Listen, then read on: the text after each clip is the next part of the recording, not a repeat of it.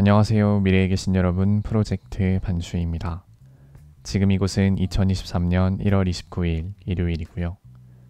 오늘의 반출을 시작하겠습니다. 먼저 오늘의 이슈를 보시겠습니다.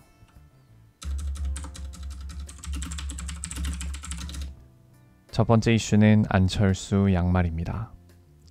오늘인 1월 29일 국민의힘 당권주자인 안철수 의원이 경기 섬유 종합지원센터에서 개최된 수도권 청년들의 미래를 위한 안철수 의원 초청 토크 콘서트에 참석해 자신의 해진 양말을 공개했습니다. 양말을 선물 받은 안철수 의원은 발가락과 발 뒤꿈치가 보일 정도로 낡은 양말을 보여주며 물건, 음식을 정말 아낀다. 양말은 구멍나기 직전인 게 많다.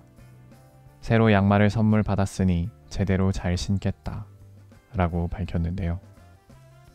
또한 안철수 의원은 없이 지내는 사람들도 있는데 물건을 아껴야 한다.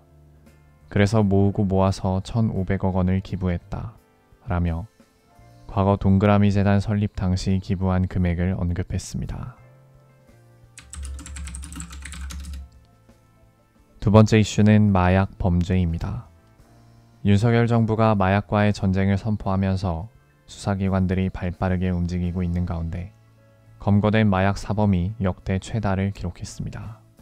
지난 2022년 경찰에 검거된 마약 사범은 모두 1만 2천여 명에 달했으며 초콜릿 속에 마약을 감춰 유통하거나 임대창고 내부에 파티룸을 만들고 마약을 재배하는 등 마약 생산, 판매, 유통 방법이 점점 다양화되고 있습니다.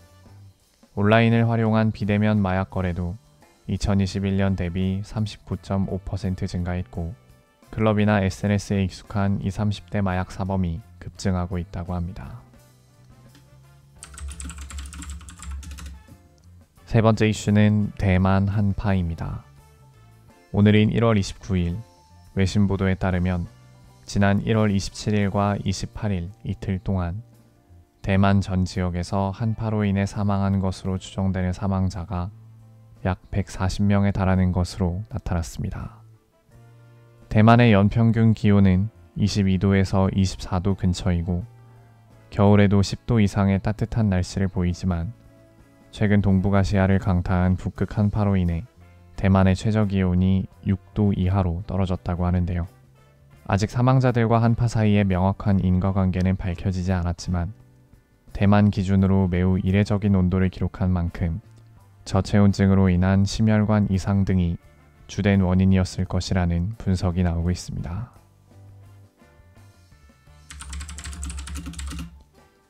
다음은 날짜별 테마를 보시겠습니다. 오늘은 29일이고요. 29일의 테마는 바이브 국내 급상승입니다.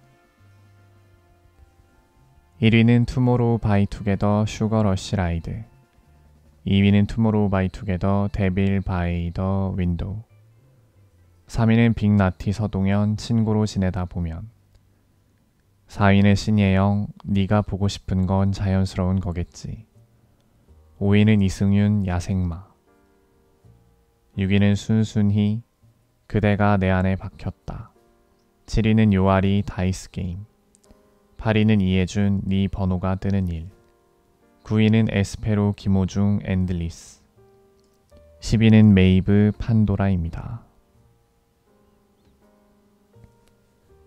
이제 여담 시간입니다. 오늘의 여담 주제는 난방비 파동입니다. 2023년 설 연휴 기간 동안 가장 핫했던 키워드는 역시나 난방비였습니다. 온 국민이 난방비 폭탄을 맞아서 충격에 휩싸였고 이 충격은 곧바로 정치권을 향한 싸늘한 시선으로 이어졌는데요. 이로 인해서 여야가 모두 서로에게 책임을 전가하면서 이번 정부가 책임져야 한다라는 주장과 전 정부부터 쌓여있던 것이 터진 것이다 라는 주장이 첨예하게 맞서고 있습니다. 그런데 문제는 가스공사의 현재 미수금이 약 9조 원 가까이 되기 때문에 이 미수금을 만약 올해 안에 전부 회수하려면 지금 요금의 3배 수준인 메가줄당 58.69원까지 올려야 한다고 하는데요. 물론 물가 부담 때문에 당연히 한 번에 가격을 인상하지는 않겠지만 지금도 충분히 비싸다고 느끼는데 여기서 더 타이트하게 오를 일만 남았다라는 게 도대체 이게 어떻게 받아들여야 되는 건가 싶습니다. 불과 2021년 겨울까지만 하더라도 이 난방비 문제가 이렇게 심각하게 큰 이슈가 되지는 않았었는데 왜 1년 사이에 이렇게 막 난리가 난 건지도 조금 의아하고, 이러다가 한 10년 뒤에는 진짜 보일러를 뗄 수가 없어서 전기장판 같은 거 큰 거 사서 틀고 누워있고 막 이래야 되는 게 아닌가 싶은 그런 걱정도 좀 드는 것 같습니다.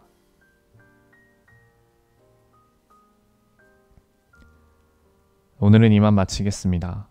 오늘 하루 모두 수고 많으셨고 1월 29일이 생일이신 분들 진심으로 축하드립니다. 미래에 계신 분들 모두 과거를 거울 삼아 지혜로운 미래를 보내시기 바랍니다. 감사합니다.